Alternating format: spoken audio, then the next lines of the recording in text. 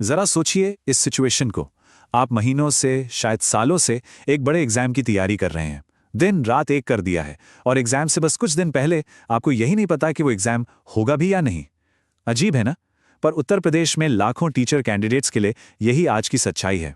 तो सबसे बड़ा सवाल जो इस पूरे मामले के सेंटर में है वो ये है, यूपी टेट एग्जाम में सिर्फ 16 दिन बचे और अभी तक एग्जाम सेंटर्स का ही कोई अता पता नहीं है। आखिर ऐसा क्यों?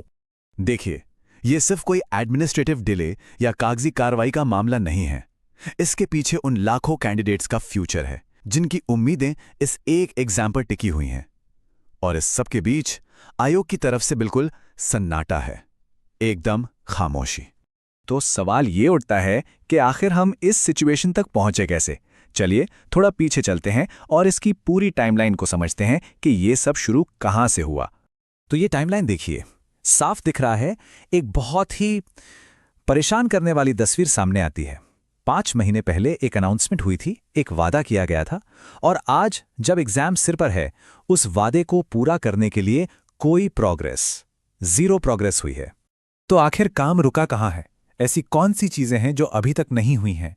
चलिए उन जरूरी कदमों पर नजर डालते हैं जो अभी तक पेंडिंग हैं।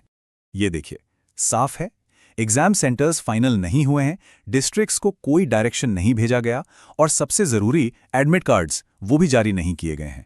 मतलब ये तो एक कंप्लीट लॉजिस्टिकल फेलियर है, कुछ भी तैयार नहीं है। और इस सब में एक और बड़ा पेज है, एक नियम है जिसे कहते हैं 10 दिन का नियम।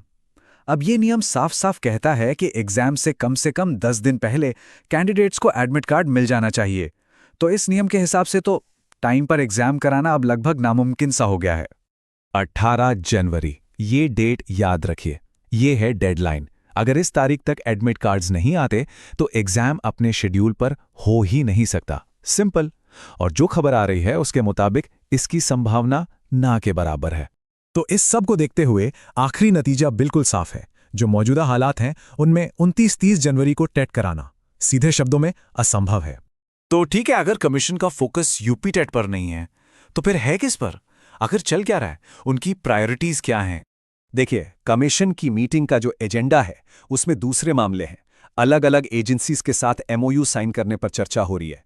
असिस्टेंट प्रोफेसर के जो 910 पद रद्द हुए थे उन पर बात हो रही है। लेकिन यूपी टेट का जिक्र तक नहीं है। साफ है कि उनकी प्रायोरिटी लिस्ट में फिलहाल ऊपर नहीं है।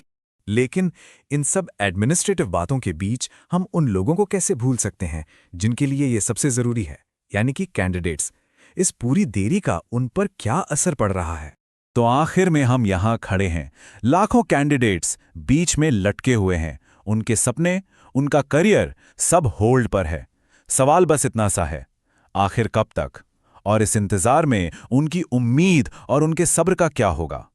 ये एक ऐसा सवाल है जिसका जवाब मिलना